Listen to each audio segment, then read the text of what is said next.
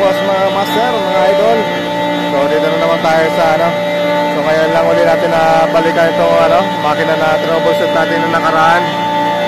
So sa ngayon ito na, bumaba na yung ating suction pressure. So pinapanda na natin ngayon. So under observation siya ngayon dahil nga problema ito nung nakaraan dahil hindi bumababa yung ating suction pressure. So far ito na, tuloy-tuloy na yun. Tapos yung ating temperature ngayon ay ito na, negative 25 tsaka negative 18. So dalawang room to na magkasama. So sa isang system. So yung ating compressor, then yung ating return dito ay okay na. So hindi na sa nag-iinit. Ngayon lang ulit natin na balikan. Ngayon lang natin na videoan. Dahil nga nagkaroon tayo ng opening ng ating sports space.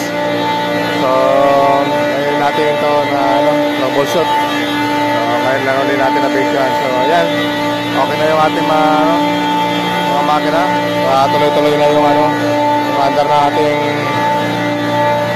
makina.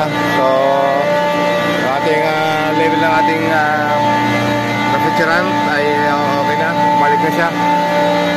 Tulad ang nakaraan ay wala talagang refrigerant na bumabalik. Sentras natin.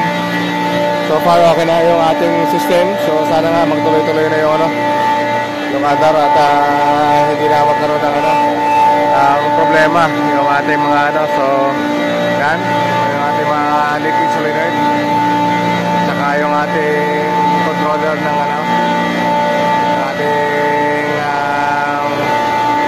pressure transmitter.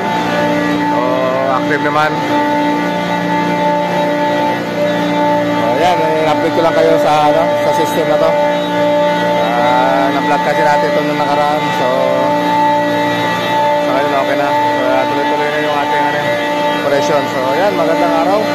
So pa-like nyo lang po sa pa-support sa ating Facebook page, sa aking YouTube channel. So G Catalogo po. Maraming salamat po.